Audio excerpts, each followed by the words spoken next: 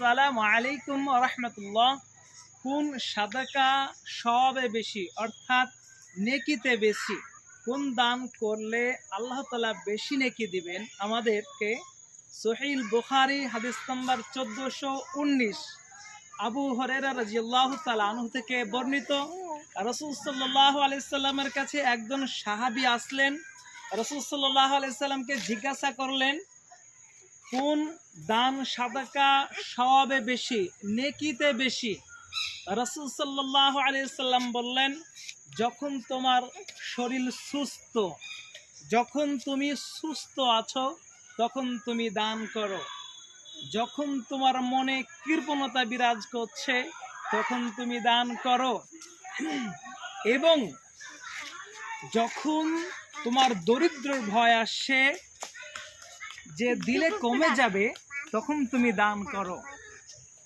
এবং তুমি অর্থ সম্পদ জমা করার পরিকল্পনা করছো, জমি জায়গা কিনবে, বাড়িঘর করবে, এমনটা তোমার মনে আশা ভাবছে, তখন তুমি দান করো, নেকিতে বেশি। আলহামদুলিল্লাহ, এই হাদিসে 4টি বিষয় উল্লেখ হচ্ছে। 1 নম্বর, যখন শরীর সুস্থ। 2, কৃপণতা বিরাজ করছে।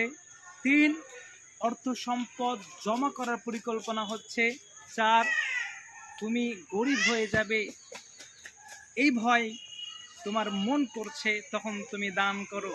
এই সময় দান করলে বেশি নেকি হয়, কারণ অসুস্থ থাকলে মানুষ দান করতে চায়, আল্লাহকে বলে, আল্লাহ তুমি শরীর সুস্থ করে দাও, এই দিলাম 100 টাকা।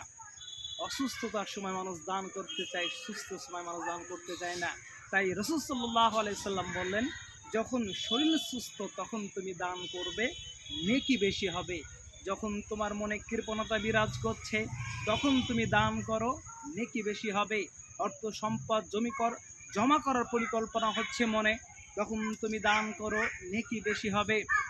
এবং দিলে কমে যাবে এই ভয় মনে বাসা বাঁধছে, তখন তুমি দান করো, নেকিতে বেশি হবে।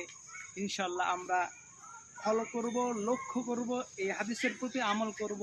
ইনশাআল্লাহ আল্লাহ তাআলা আমাদেরকে কোরআন এবং সহিহ হাদিস দিয়ে জীবন গড়ার তৌফিক দান করুন। আমিন। আসসালামু আলাইকুম ওয়া রাহমাতুল্লাহ।